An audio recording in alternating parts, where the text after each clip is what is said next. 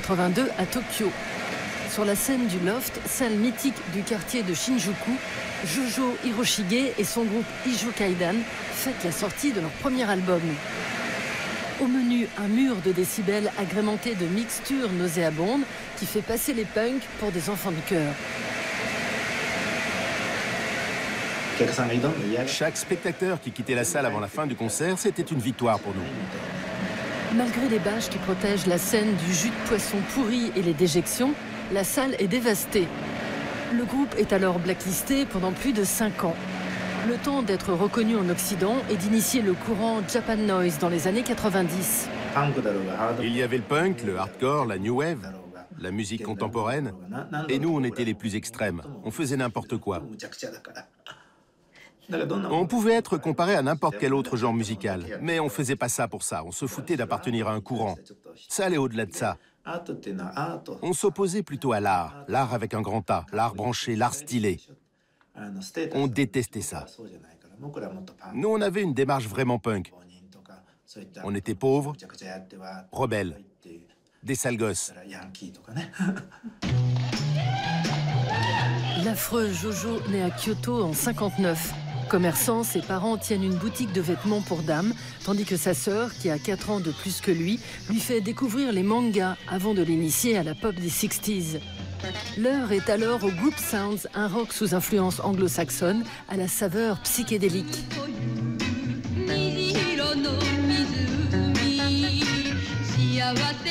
Bercé par les 45 tours de sa sœur, Jojo passe le début de son adolescence à gribouiller des comics truffés d'histoires terrifiantes.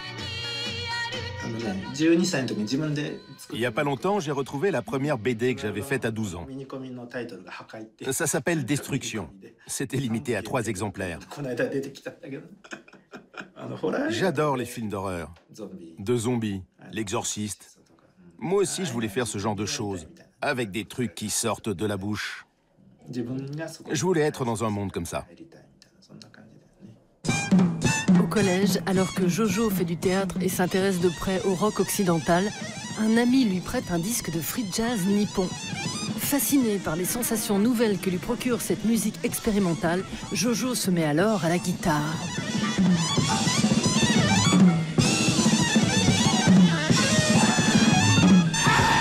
À la fin des 70s, le Japon est en plein miracle économique. La figure du salaryman et la politique du zéro défaut menée par les entreprises façonnent le modèle japonais. Peu enthousiaste face aux perspectives que lui offrent ses études de commerce, Jojo travaille au drugstore, un café-concert associatif. En 78, il monte son premier groupe punk ultra bidé qui le laisse frustré côté sensation. L'année suivante, il forme le groupe Rasen Kaidan, qui signifie escalier en colimaçon. Au vu du boucan généré lors de la première répète, le batteur suggère de renommer le groupe Escalier de secours Ijo Kaidan en VO. Malgré le départ prématuré de ses 2 partenaires, le jusqu'au boutisme de Jojo fait des émules à Kyoto. Constitué de 9 nouveaux membres, le groupe part à l'assaut de Tokyo à l'été 81. Après un premier concert à la Keio University qui s'achève en bataille d'extincteurs, Ijo Kaidan n'a qu'une obsession, marquer les esprits.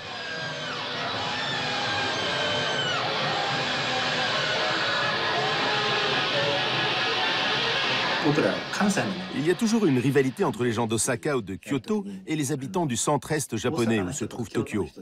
La capitale est toujours le centre du monde et le reste du Japon passe après. On n'a jamais eu le beau rôle.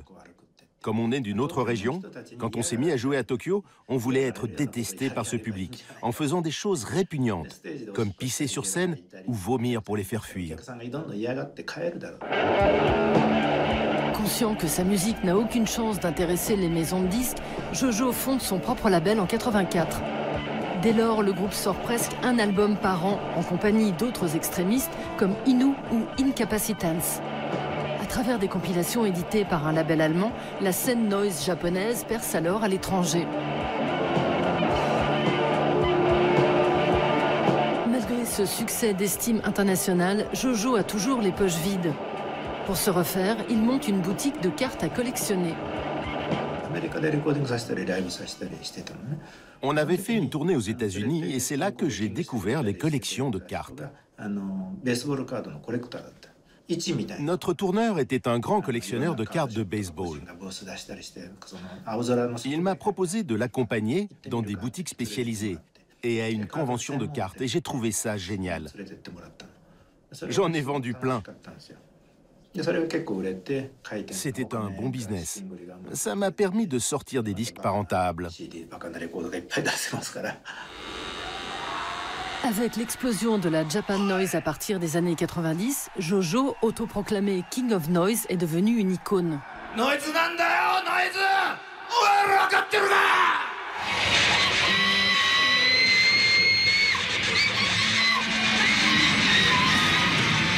Le 11 août 2012, à l'occasion d'un festival organisé en soutien aux victimes du tsunami, Ijo Kaiden partage l'affiche avec les plus grandes stars de l'archipel nippon.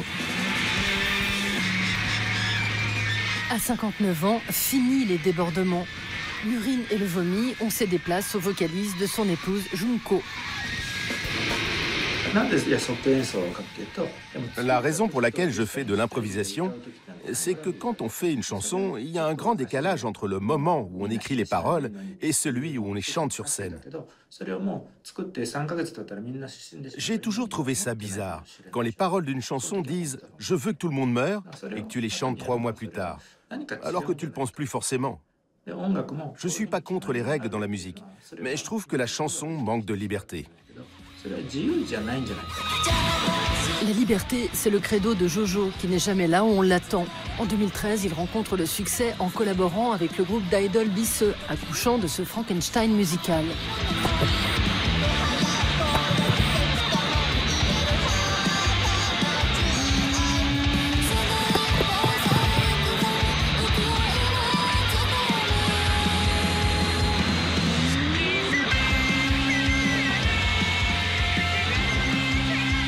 Quand il n'est pas sur scène, Jojo est au bureau à Tokyo. Installé dans le quartier de Shimo-Kitazawa, il a ouvert son propre cabinet de voyance qu'il a nommé Future Days, en hommage à l'album du groupe culte Can. La richesse ou la beauté, ça se voit, alors qu'on ne peut pas voir les sentiments. Et moi, je m'intéresse plutôt à l'invisible. Les deux choses existent en même temps dans le monde. Les choses invisibles m'intéressent beaucoup plus, parce qu'on ne les comprend pas vraiment. Et on a envie d'en savoir plus. La voyance et la musique, toutes ces choses mystérieuses, je les mets sur le même plan. Voilà, Covid génial.